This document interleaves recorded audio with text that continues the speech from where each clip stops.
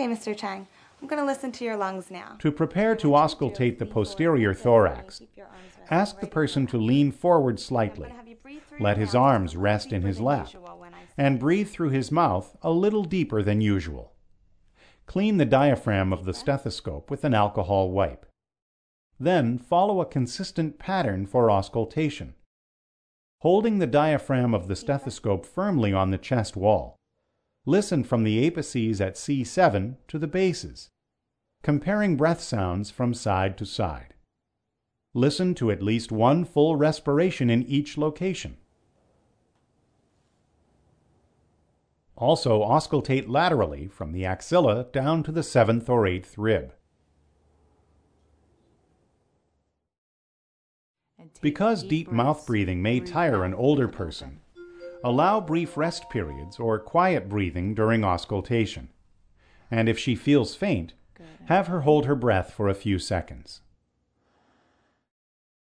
As you listen, ask yourself, what should I expect to be hearing over this spot? And what am I hearing? On the posterior thorax, you should hear bronchovesicular sounds over the major bronchi from T1 to T4. These sounds are moderate in pitch and amplitude, last equally long on inspiration and expiration, and sound like this.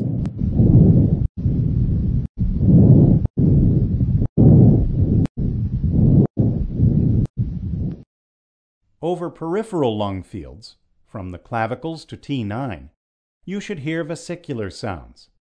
They are soft, low-pitched rustling sounds that are longer on inspiration than expiration. They sound like this.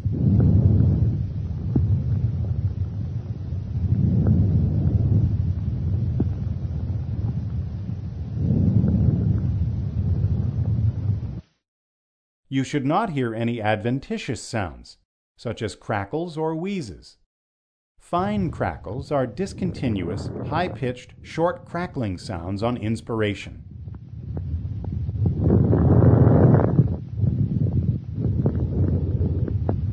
Coarse crackles are loud, low-pitched bubbling sounds that start in early inspiration. High-pitched wheezes are musical squeaking sounds, mostly on expiration.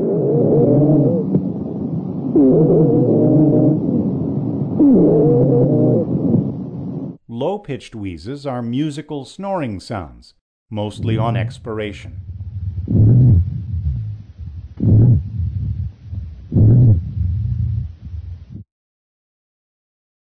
In an older person, you may hear adventitious sounds called atelectatic crackles.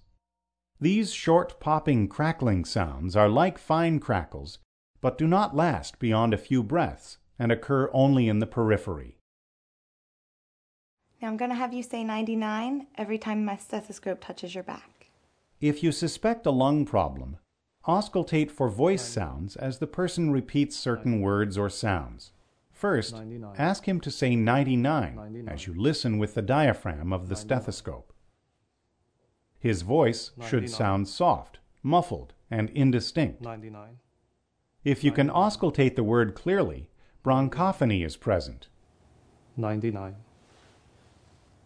99. Next, ask the person to make a long Now I'm gonna E have sound. you say E every time you feel my You should stethoscope. hear the E sound through your stethoscope. E, But if the E sounds like A with a bleating quality, E, you have detected egophony. E, E. Good. Now I want you to whisper 1, 2, 3 every time my stethoscope touches your back. Then have the person whisper a phrase like 1, 2, 3. The words should sound very faint and muffled. 1, 2, If they sound louder and clear, you have elicited whispered pectoriloquy. 1, 2, 3. 1, 2, 3. I'm going to listen to your lungs now. Using this pattern, auscultate the anterior thorax. Remember to use the diaphragm of the stethoscope. Listen for one full respiration in each location, and compare from side to side.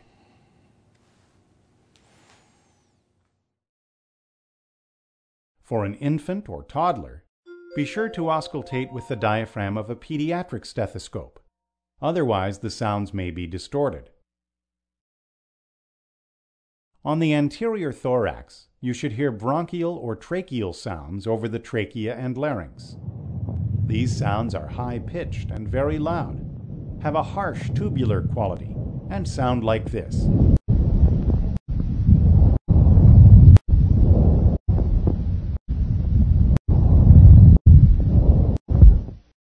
You should hear bronchovesicular sounds around the upper sternum in the first and second intercostal spaces.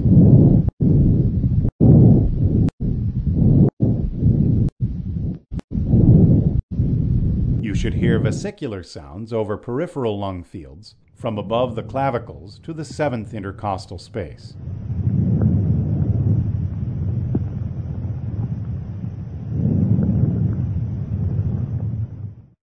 Now I want to hear you say 99. If you detect abnormal breath sounds, assess the voice sounds on the anterior thorax as you did on the posterior thorax. 99. 99. 99.